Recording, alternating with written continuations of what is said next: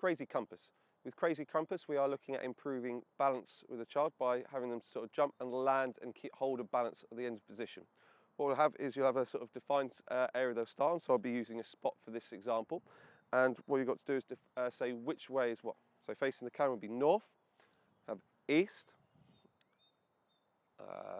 south and west. And what you do is you'll call out which way you have to sort of face, and they'll sort of jump, have your toes facing that way. So if I called east, jump up, have your toes facing east. If I called west, jump round, both the toes sort of facing west. So give it a try then, Emily.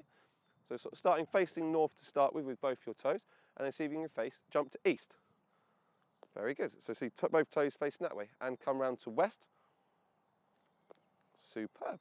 So obviously this is sort of a good example to start with. How we can do it to make it a little bit harder is rather than landing on 2 feet, we can land on 1 foot.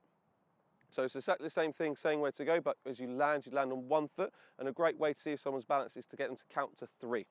So let's see if we can get to east. So jump, 1, 2, 3. Very good. And then 2 feet to sort of jump from and go to south.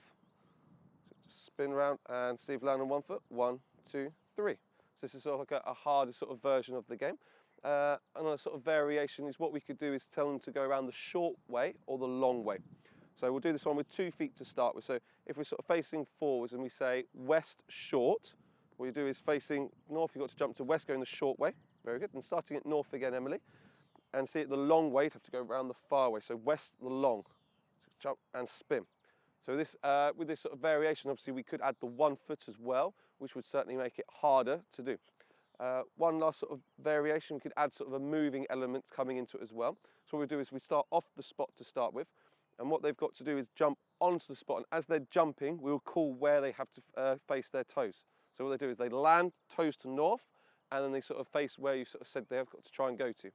So are you ready, Emily? So jump on, east. Good, very good, and start again. So what we're trying to do is obviously call when they're in the air. Start a little bit closer so you can land on the spot. That's it. Ready again, so jump on, west. Over the long way, that's a lot harder. And again, so starting off the spot, so one last one. And you say jump on, south.